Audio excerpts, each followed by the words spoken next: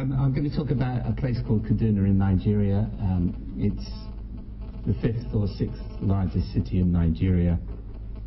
Was created by the British back in the early part of the 20th century as the capital of the Northern Territories, essentially the Islamic part of the northern half of Nigeria.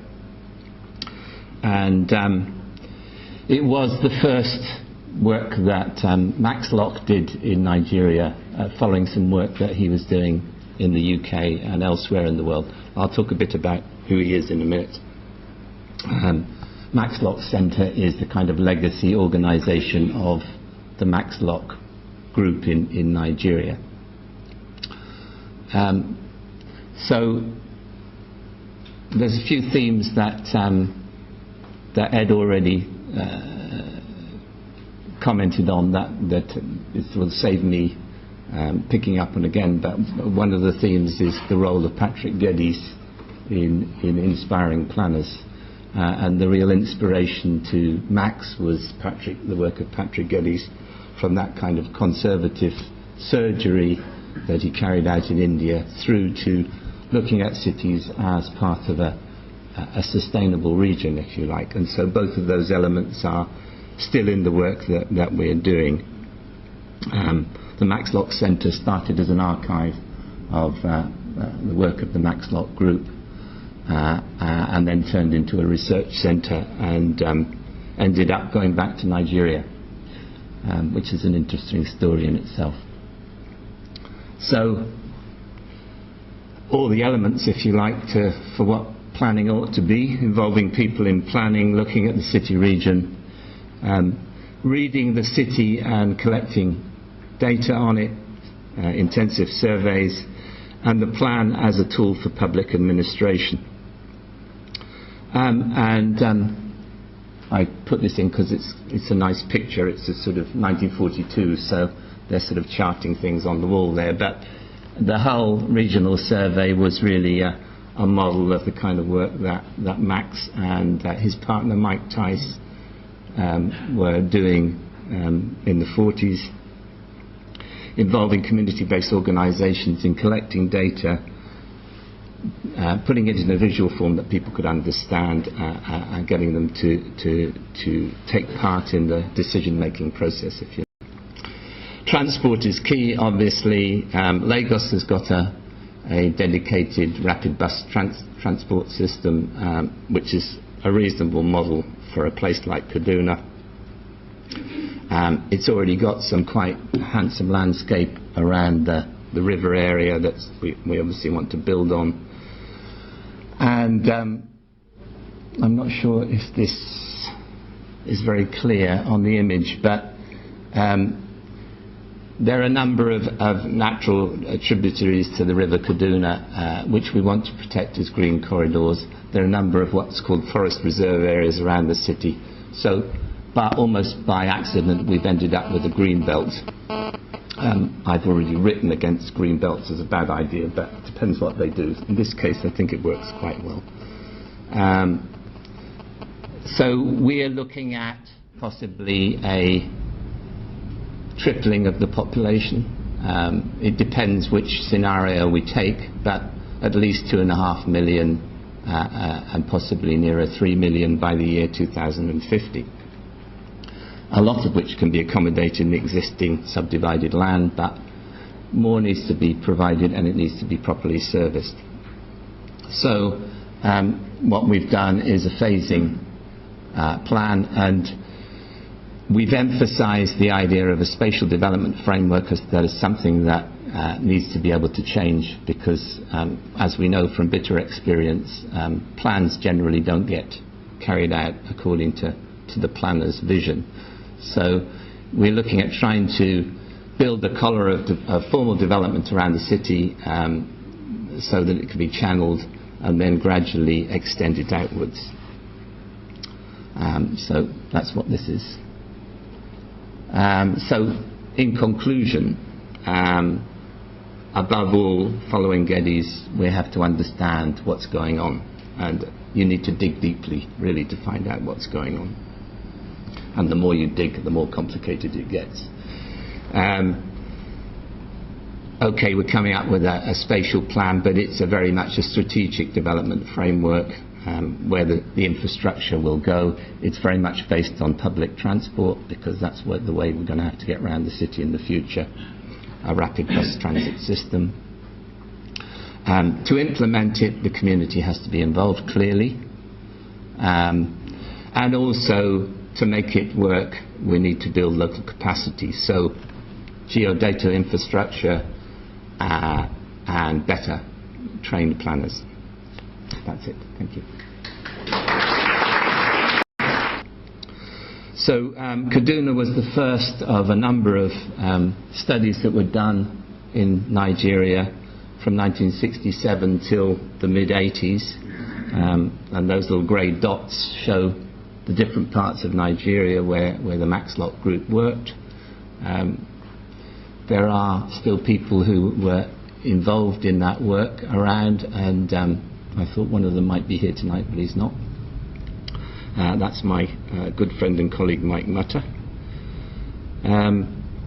So mid-80s, the work kind of ran out, and what happened was that Mike, who's now in his 80s, decided to do a sentimental journey back to Nigeria in the late 90s and beginning of the 2000s, I think, and ran into a lot of people who we'd employed in the early times who are now senior planners, and several of them said, we've got to get this thing started again. And so the Max Lock group reformed in Nigeria. It's called the Max Lock Consultancy Nigeria. And fortunately, we got the contract to review the 1967 Kaduna Masterplan, which which was quite a well-known study at the time, was published by Max as a Faber book, and we've got the chance to review it 40 years later, which is a very special opportunity. We're also looking at some other places: Port Harcourt in the south, Yola in the east, and Bauchi in the north centre. This is the Kaduna Master Plan from 1967. Kaduna means crocodile, so that image on the cover is the device worked out to symbolise the city of Kaduna. Kaduna, as I say, was the northern regional capital in what's called the north central region of Nigeria. So it's where the Christian south meets the Muslim north, and it's always had this mixture of different populations and different tribes. When Robert asked me to give this talk and I described what it was about, he said, strategic urban design. So I thought I might point out that yes, strategic urban design is part of what we're doing, but it's one part, and the other main part is the survey, really. And there's a team of about 20 young lads and lasses in Nigeria, budding planners, who've been taken on to survey the whole city. And we've done a land use survey of 100,000 plots and a household interviewed survey of more than 10,000 households. So quite a lot of information that's been collected on the city. We have done a draft spatial development framework. I'll come back to that. We're looking at the same 40-year time horizon as the 67 plan. We're looking at what can be done to regenerate the central area of the city. And in particular, we're looking at how can a master plan be implemented in an African city. I suppose that's the fundamental question, really. So the last thing is capacity building, which in a way is the essential element for implementing any kind of a plan. You can't really see much here. These are the administrative areas of Kaduna. Our client is the state government. There are 4 local government areas involved in the current built-up area of the city, and we've this map actually shows all the survey areas and street blocks, which are the basis of the survey that we carried out. What's different from what Max and Mike did in the 40s and in 1967 is digital information. And the most moving thing for me is to see somebody in their 80s, 70s when he started, I have to say, adopt GIS and satellite imagery and say this is fantastic. You know, this is the sort of adds to our capacity to understand the situation. So the idea is that we have a GIS, all the data, which means GIS is pretty useless. It's good with the satellite imagery, but without proper data, it doesn't tell you very much. So the survey is critical. And what we leave behind is a legacy of a database that the city can use to help manage its development. And we have to train people to use it.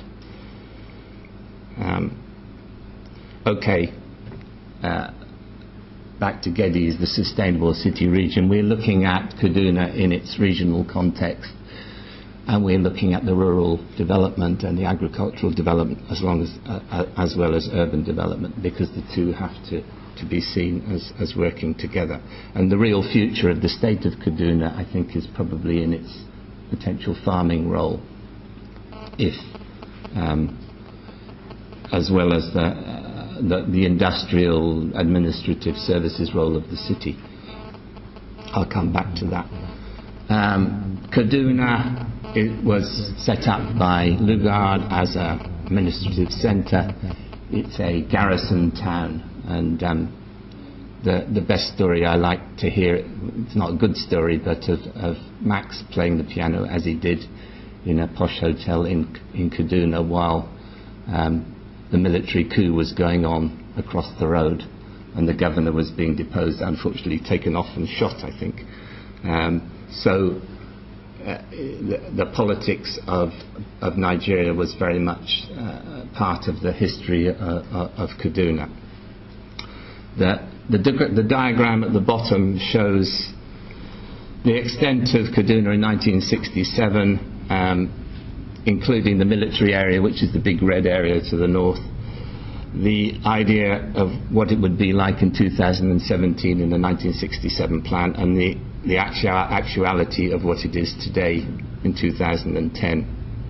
Not too far off the 40-year vision, but with some major extensions which are largely informal settlements, and I'll come back to that. So that's the extent of the city as it appears in terms of the roads of the city today. It's not all there is.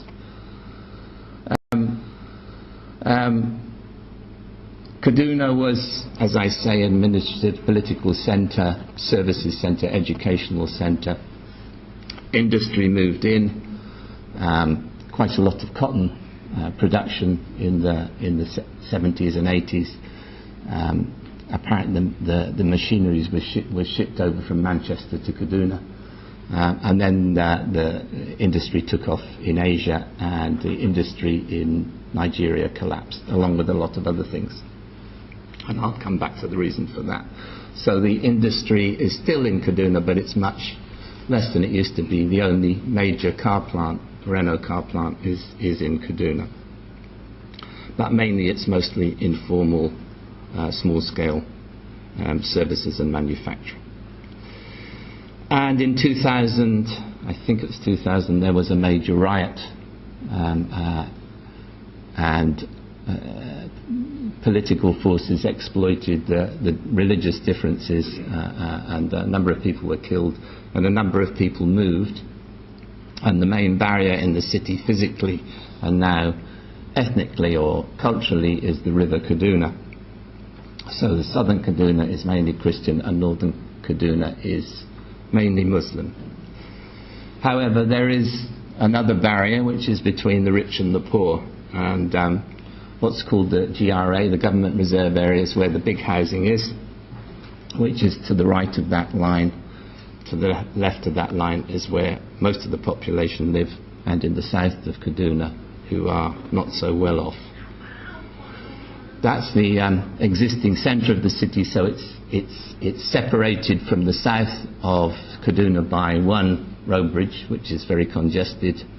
And in the south are two major industrial areas, an oil refinery, which until recently was not working but is back in operation, and the old factory area. Kaduna is in a corridor really, going from the capital Abuja to the south, which was created in the 1980s and obviously detracted from Kaduna as a regional capital, and Nigeria's second city, Kano, in the north. And a Chinese-built railway is being planned to replace the existing railway, which was built by the British, of course. And the first leg of that is actually to connect Kaduna to Abuja. But we've had lots of variations on that, and we're still waiting to see what happens. So it's quite difficult to plan a city when there's a major thing like a railway coming and we don't know exactly where it's going. However, we're trying to influence that. Nigeria's economic development, has anyone heard of the N11? No. Have you heard of BRICS? BRICS is a Goldman Sachs invention. We know what's Brazil, Russia, India and China. N11 is another Goldman Sachs invention, and it's all the big populated countries that they think have got a big future. And Nigeria is one of them, along with places like Pakistan, Indonesia, Egypt and so on. What's interesting with these graphs is the price of oil at the bottom and Nigeria's GDP, actual GDP, in a red line at the top. I got this from a BBC website originally.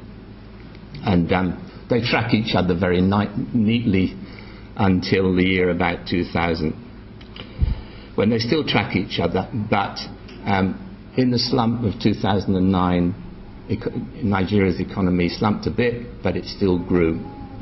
And the argument is that actually Africa has got a big future and is moving into a new development era. Whether that happens or not, we have to see. The importance for us is that we need to make some assumptions about what's going to happen to the city of Kaduna in the future. Has it got a future?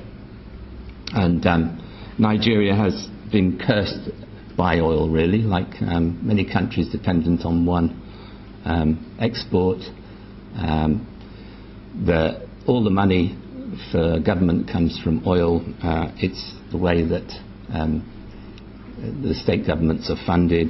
It's a channel, obviously, for corruption. It's destroyed local industry and local agriculture because everything is imported. So we've got to get away from the curse of oil, if you like. What we're interested in is what the future infrastructure of the city is going to be.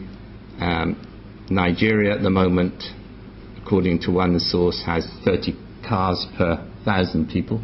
This is a graph from the Goldman Sachs report.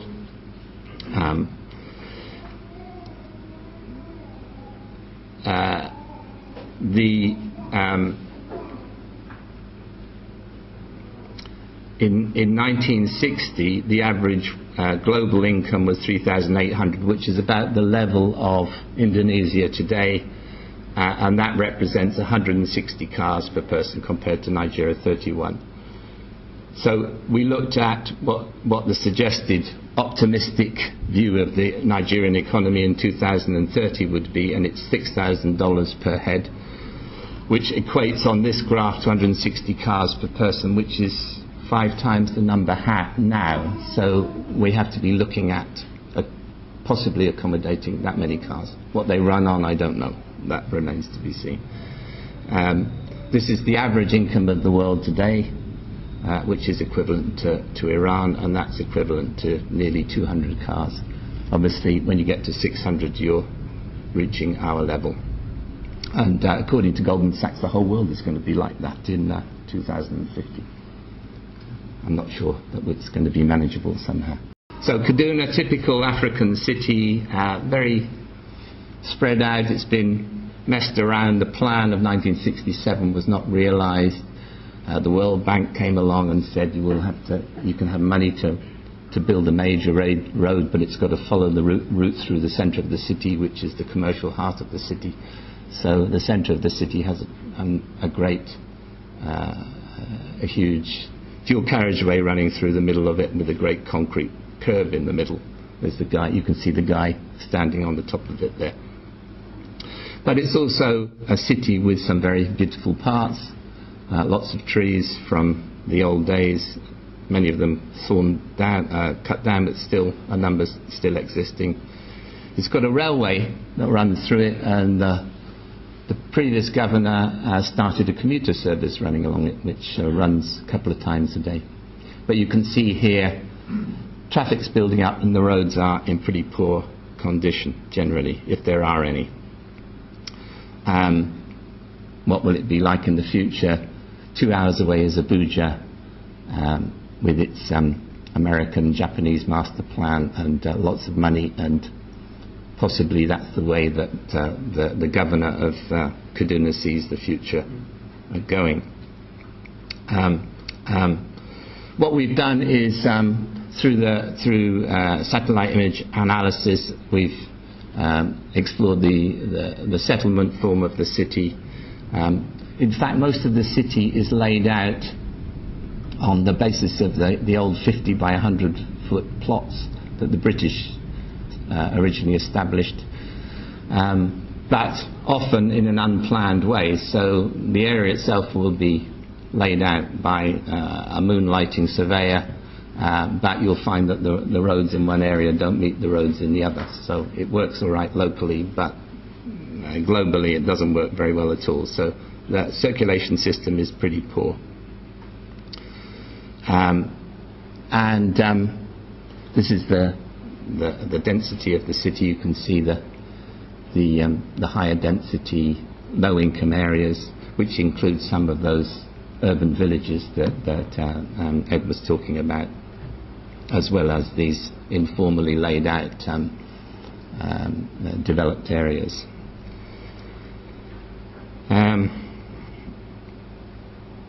This is not you can't see this very clearly. There are two things that we found from our survey. First, we were working on the basis of the UN population projections, which suggested the city had 1.5 million people. And our survey suggests it has perhaps 1.2 million people. And if you look at the way if you look at the way that the UN does its calculations, you can see that it's all modelled from data that is often very old and very questionable. So be careful about population estimates, because we only found out after we'd started planning it that there was a lot fewer people than we thought. The second thing is that we found that land has been sold and allocated, sold by farmers to individuals and developers on a vast scale, and the government is pretty well ignorant of the scale that this is going on. And this is an aspect of the if you like, lack of clarity about land tenure in places like Nigeria and many places in Africa, most places in Africa, because traditional land rights still have a very important role. So local district heads who have a strong connection to the traditional power are allowing land to be sold off and subdivided, such that there is space for another 600,000 people around Kaduna that is yet to be occupied. And Malcolm, where are you? Where is Malcolm? Malcolm is Malcolm was responsible for doing the plan, the spatial development plan, and we suddenly discovered, wow, there's already space for 600,000 people, which has kind of affected the way we've planned it. But there are two aspects to this. One is that the government has to get to grips with the tenure issue, and the second that because of the survey that we've done, it's allowed us to make very good contacts with local communities and therefore to play an intermediary role in trying to negotiate some of the conflicts that are actually going on at the moment. Transport is key, obviously. Lagos has got a dedicated rapid bus transport system, which is a reasonable model for a place like Kaduna. It's already got some quite handsome landscape around the river area that we obviously want to build on. And I'm not sure if this is very clear on the image, but